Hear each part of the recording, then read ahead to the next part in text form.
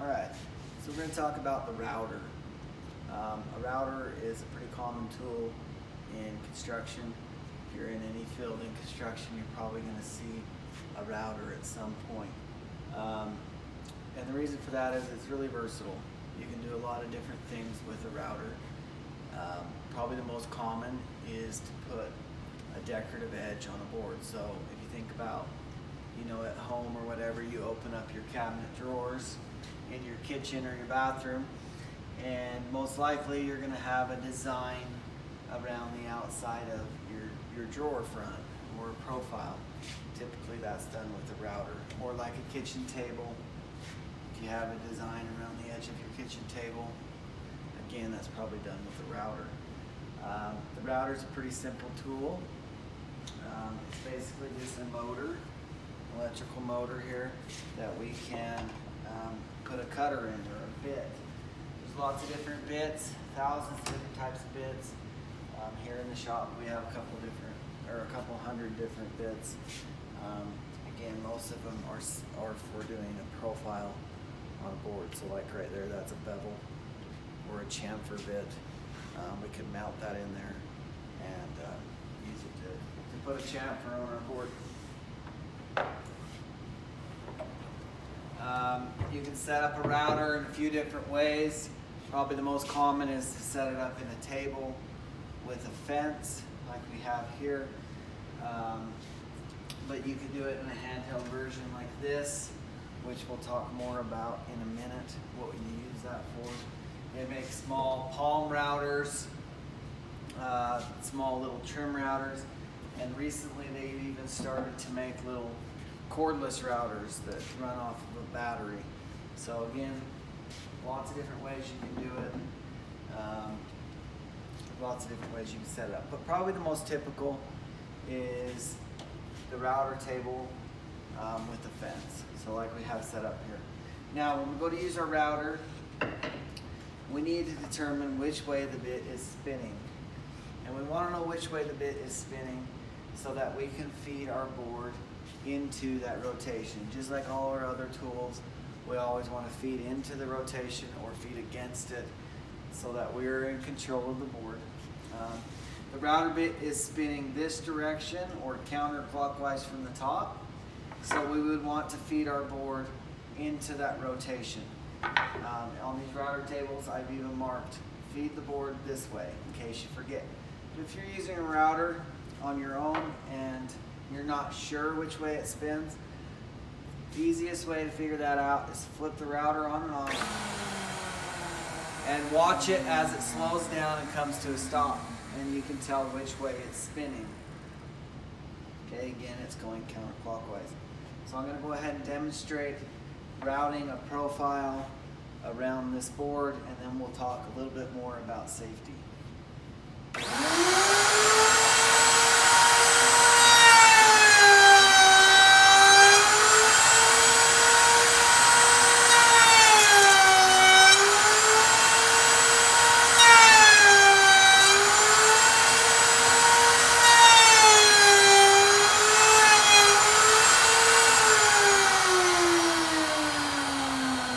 Okay, now I have a profile all the way around my board. This particular router bit is a Cove bit. It just does a little dish out of the edge. It's probably hard to see, but right there on my last pass, I kind of came away from that router bit, and that will probably happen to you at some point. You come away from the router bit, you're not going to get the full profile. I have students that do that quite often, and then they go and take a piece of sandpaper and they try to shape that down.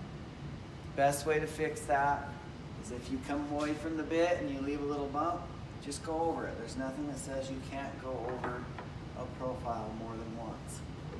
So I'll go ahead and fix that.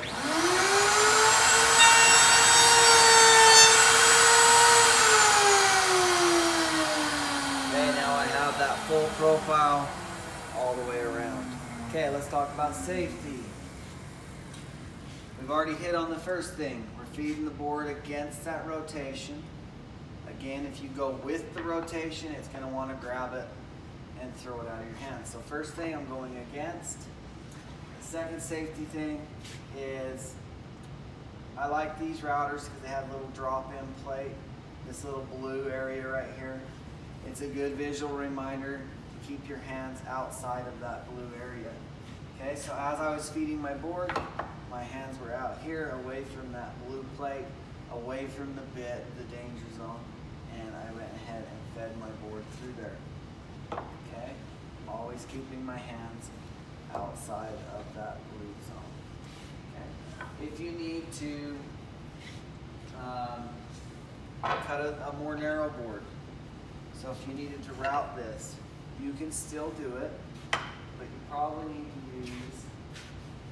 should use a push stick, okay? This allows us to get our hands up out of the way. We can use that push stick to feed our board through. We can do the ends without the push stick, of course. But when we're doing that narrow edge, we can use that push stick to get that profile, okay? You do those two things, you feed it against the rotation, and you keep your hands outside of this blue zone, you're gonna be just fine. Okay, other things we can do with the router. You can cut joints. Okay, so you can cut a rabbet joint, or a dado joint, or a groove joint. We'll talk more about that as the class goes on, what type of joints they are and what to use them for.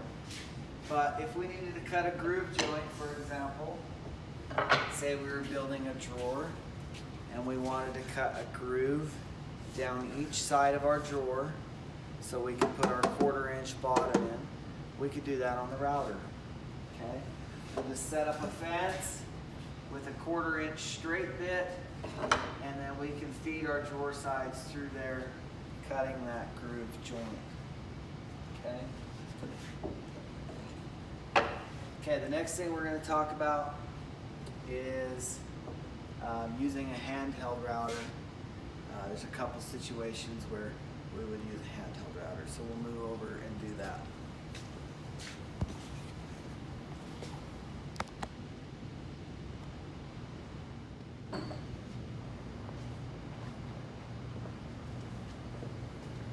Okay, using a handheld router, there's a couple situations where it makes more sense to use a handheld router. The first one would probably be, say we're building a big table. Okay, we're building a kitchen table that's as big as this workbench, and I want to put a decorative edge around it. Well, it's going to be really hard to pick that tabletop up, take it over to the router table. It's pretty much impossible, and try to feed it through there, right? So instead of taking the table to the router table, we're going to bring the router to our workpiece here. Okay, so we've set up our router in the handheld version here with our profile bit. Same thing, we're going to make sure we're feeding the router against the rotation of the bit. If you're not sure which way it's going, flip it on or off, wait for it to stop, and you're going to feed the router against that rotation. Okay, and you can get your profile. The second situation where I think you would want to use a handheld router would be if you're cutting a dovetail joint, which you're going to do. One of your projects is going to be a dovetailed box, and a dovetail, you cut two opposite sides here, two opposite joints that slide together to form this outside corner.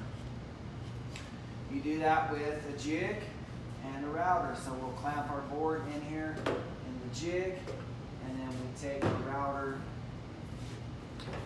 and make our cuts using the router and the jig together. We'll cut our dovetail joints.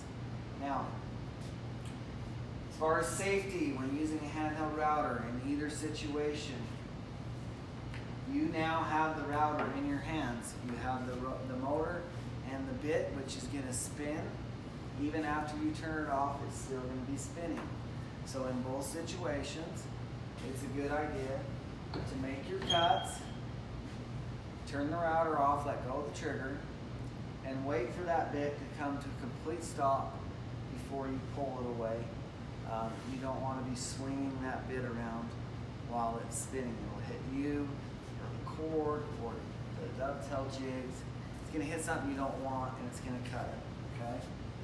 Same thing with routing a tabletop or a bigger piece of wood. I always make my cut, bring the router out, let it come to a complete stop before I put it on the workbench or set it back in the holder. Okay, we don't want to swing that bit around and hit ourselves or somebody else or something. Okay, so those are two situations with the router. We can set it up with a table and a fence, or it can be in a handheld setup like this, and you'll use both in this class.